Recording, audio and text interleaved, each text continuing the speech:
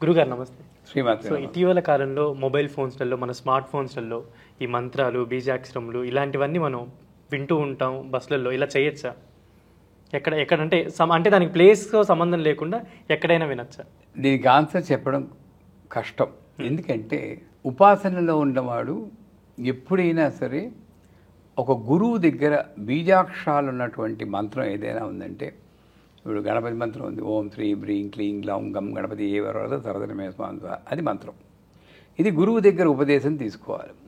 ఎందుకు గురువు ఏ బీజాక్షరం ఎంత నిర్దిష్టమైన, శంకరాభరణం సోమయాజి గారి ఒక నిర్దిష్టమైన రీతిలో పలకాలో ఆయన నేర్పిస్తారు. అది పలకకపోతే తప్పు వస్తుంది, వాడు ఏదో చంపేస్తుందని కాదు.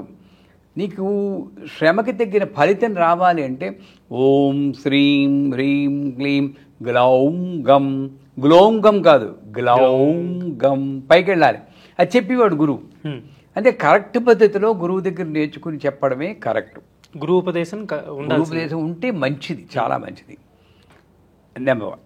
ఎక్కడైనా వినచ్చా అంటే సాధ్యమైనంత వరకు మీరు పబ్లిక్ ప్లేసెస్లో వినకపోవడమే మంచిది.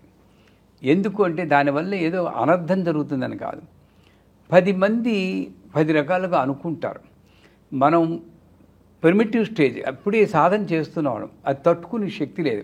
ఇప్పుడు నేనేదో అంటూ ఉంటాను, మీ మనసులో ఏంటిది ఇలా బీజాక్షరాలు చాలా తప్పు, పక్కవాడుతూ ఉంటుంటాం, చూసారా బీజాక్షరాలు నాశనం అయిపోతారండి ఇలా చదువుతుంటేనే అని ఏదో అంటూ ఉంటారు. అది మీ చెవిని పడుతుంది.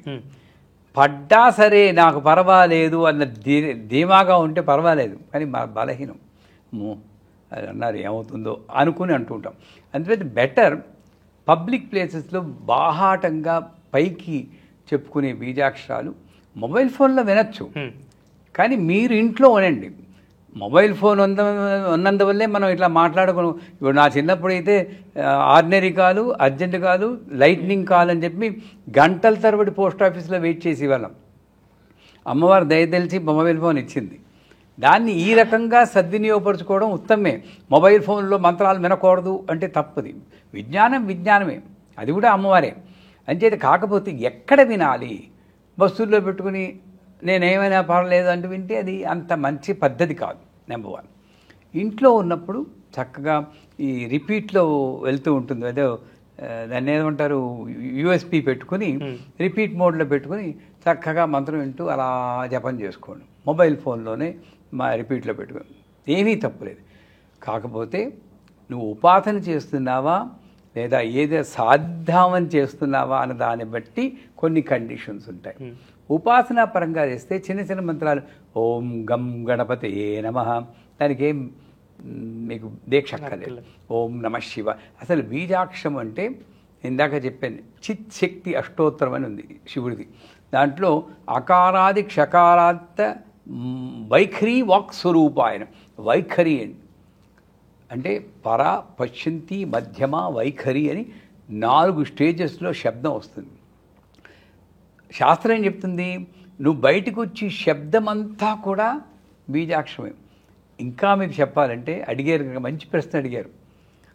ఎలా పడుతుంది తెలుసా అండి, శివుడనే పల్సెస్, సిగ్నల్స్ బ్రెయిన్ నుండి బయలుదేరి శక్తి అనే పవరు స్పైనల్ కార్డ్ బాటం నుండి, వెన్నెముక చివరి నుండి బయలుదేరి ఈ శివశక్తులు విశుద్ధి కంఠస్థానంలో సంయోగము చెంది అక్కడ స్వరపేటిక గర్భధారణ దాల్చి శబ్దము అనే దాన్ని డెలివరీ చేస్తుంది. ఇది గర్భం జరిగి డెలివరీ చేస్తుంది. అలా ఒక్కొక్క శబ్దం వచ్చింది. నేనేమనుకుంటున్నాను, ఓం నమ శివాయ అది మాత్రమే మంత్రం అనుకుంటున్నాను. మనం మాట్లాడి ప్రతి అక్షరం మాత్రమే రా అంటుంది శాస్త్రం. అందుకే ఎవరికైనా మాటలు రాకపోతే 6 ఏళ్ళైనా మాటలు రావనుకోండి, మేము ఈ 3 వేళ్ళు ఇక్కడ పెట్టి మంత్రం ఉంది, విష్ణుర్ యోనిం కల్పయతు తుష్టా రూపాన్ని విగంసత్ ఆసించతి ప్రజాపతి దాత గర్భం దదాతే గర్భం దేహి సినీవాలి గర్భం దేహి సరస్వతి. ఏమడుగుతున్నావు? గర్భం. ఇక్కడ గర్భం, పిల్లవాడ ఆడపిల్ల మగపిల్ల, ఇక్కడ గర్భం దాల్చి చూడు తల్లి, వాడు గర్భం దాల్చక మాట పలకలేకపోతున్నాడే. గొప్ప మంత్రం, చాలామంది పని చేస్తుంది.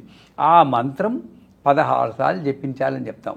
అంచేత బీజాక్షరాలు అనేది సెపరేట్గా తీసుకోకుండా మనం పలికి ప్రతి అక్షరము బీజాక్షరం అంటే కొళ్ళు దగ్గర పెట్టుకుని మాట్లాడతాం. నువ్వు మాట్లాడి ప్రతి అక్షరము ఎందుకంటే నాలుక కదలిక వల్ల శబ్దం పుడుతుంది. ఇక్కడ కదిలితే సాత్విక శక్తి, ఈ మధ్యలో కదిలితే రాజసికం, ఇక్కడ కలిస్తే తామసికం. అందువల్లే మన భారతదేశ భాషలే గొప్పదంటాను గర్వంగా. మీరు చూడండి, ఇంగ్లీష్లో నువ్వంటే నాకు చాలా ఇష్టం అనడానికి ఐ లవ్ యూ అంటారు. ఇష్టం లేదు ఐ హేట్ యూ. ఇక్కడ వచ్చిందా అంటే ఇక్కడికి వెళ్ళింది. అదే నేను తెలుగులో చెప్పాను, నువ్వంటే నాకు అస్సలు ఇష్టం లేదు, ఇక్కడే ఉంది, నేను ఎక్కడికి వెళ్ళటం లేదు. అంటే ఒక భాషలో అంత ఉంది. నేను పలికి ప్రతి పదంలోనూ ఒక శక్తి ఉంది. అంతే బీజాక్షరాలను సెపరేట్ చేయకుండా చూస్తే ఈ మొబైల్లో కూడా బీజాక్షరాలు వినొచ్చు. కాకపోతే అది గురువు దగ్గర కరెక్ట్గా దీక్ష తీసుకుని ఉచ్చారణ సరిగ్గా చేసి అది రికార్డ్ చేసుకుని ఉపదేశం తీసుకుని చేస్తే మంచి పురోగతిని సాధించవచ్చు. ధన్యవాదాలు గురుగారు.